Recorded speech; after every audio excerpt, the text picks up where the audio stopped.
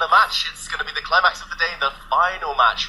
And what are your predictions as the players get ready to make their first move? I think it's an extremely important match for both sides because Triveni Continental Kings are trying to reach the top spot.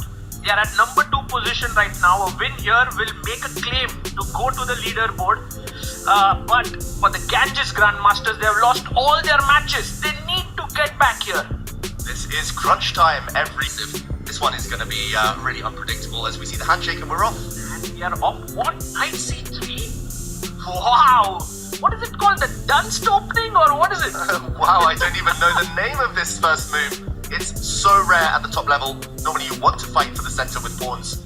It looks like this might transpose to what we call the Jababa London system saga. Some mind games in the early stage. We see James Canty, one of his favourite openings. Right. Cheering. He's cheering for this, and this is so interesting because, you know, for Vishy, when he was at his prime, let's say the world champion, this opening was maybe considered as dubious. Exactly. It barely existed, this opening. It was only played by a handful of loyal players, but now it's mainstream, it's well known, and Firouzja has won some games. He also, I should mention, started with Knight C3 in a tournament earlier this year and beat a world-class opponent, Yanda Pomnishi, with this move. Okay, so here we see Vishy capturing the pawn takes, and playing a6 to stop any knight jumps or a bishop coming there.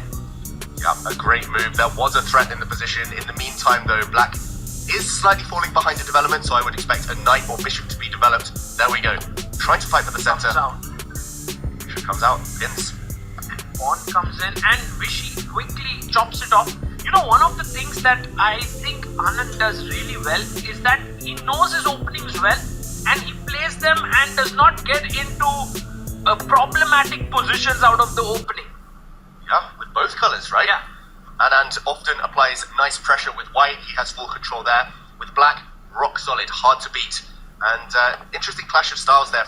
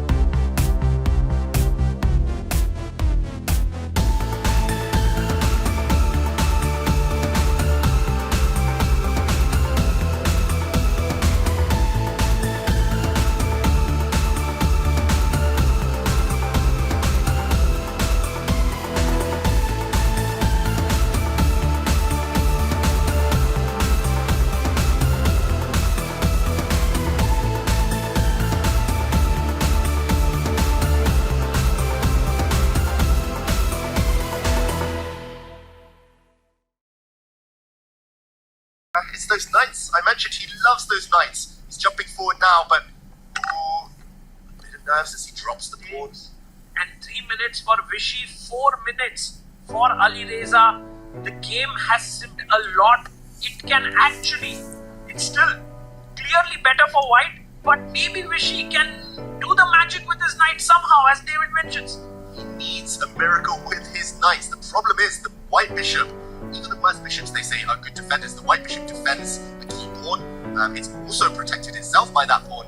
Great defensive formation, and it's all about white's pass pawn. It's actually that pawn on the far left corner you're highlighting.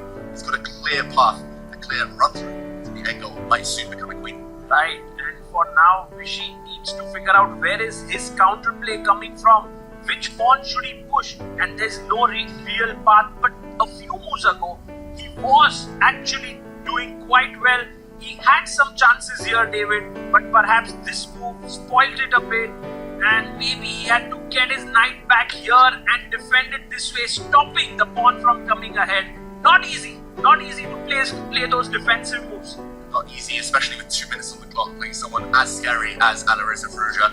He went in the wrong direction. They do say backward knight moves are the hardest in chess.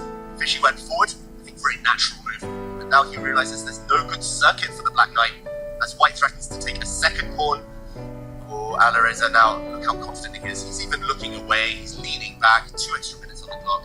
Yeah. Vishy needs to speed up and he needs to do it. So, I mean, he needs a miracle. Yeah, he needs some kind of counterplay. He's not able to find it, but I think when Vishy thinks a lot, his next few moves he just blitzes it out. So maybe he's just trying to find a sequence here and he'll try to continue. He plays his rook up.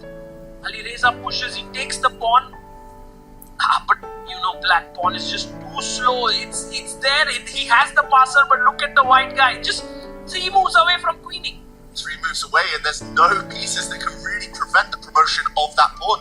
The black knight is desperately trying to hop back now. The black knight might have to give its life for that far advanced white pawn, but I don't think he could even give it up. Yeah, David, I think the knight would be so happy to trade itself for this pawn, but I don't think Alireza is going to give that chance. Pawn pushes forward.